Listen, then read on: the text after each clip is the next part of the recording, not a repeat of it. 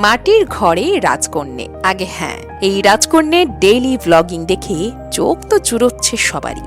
ছকছকে মাটির পরিষ্কার উঠোন, হাঁটলে পা নোংরা তো হবেই না, বরং আরাম পাবেন। রোদ্দুর এখানে হেসে খেলে বেড়ায়। রোজকার খাবার বলতে একটু ডাল ভাত আর শাক, ব্যাস। এই যে দেখছেন, চোখ জুড়িয়ে যাচ্ছে, তাই না? একদিকে যখন অশ্লীল ভিডিও, অর্থহীন কন্টেন্টের ভিড়, তখন এই কন্টেন্টের মধ্যে কি এমন জাদু আছে বলুন তো, যে সবাই ঝুড়ি ঝুড়ি প্রশংসা করছে?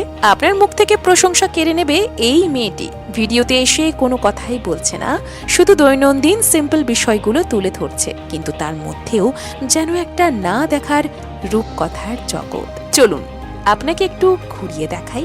মাটির বাড়ি, মাটির উঠোন আর মাটির রান্নাঘরও, আর সেই রান্নাঘরের মাথায় লাউ শাকের ভাড়া।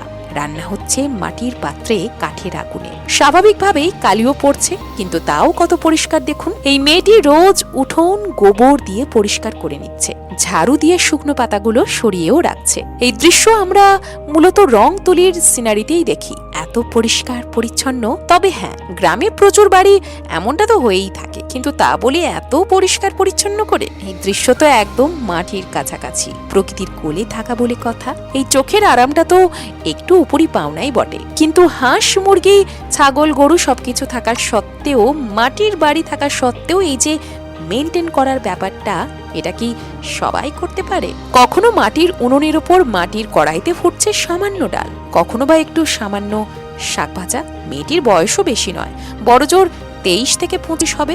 মেয়েটি সকালে উঠে নিজের হাতে ঘর পরিষ্কার করে, নিজের হাতে রান্না করে, সমস্ত পাত্র গুছিয়েও রাখে। মুখে চেয়ে বড্ড মায়া। দেখতে দেখতে মনে হয় এটাই তো সত্যিকারের সুখ। আসলে রাজকন্যা মানে বড় বাড়ি নয়, রাজকন্যা মানে যে নিজের ছোট্ট পৃথিবীটাকে ভালোবাসতে জানে। আচ্ছা, গৌরীর ভিডিও কি আপনি আগে দেখেছেন নাকি এই প্রথম দেখছেন?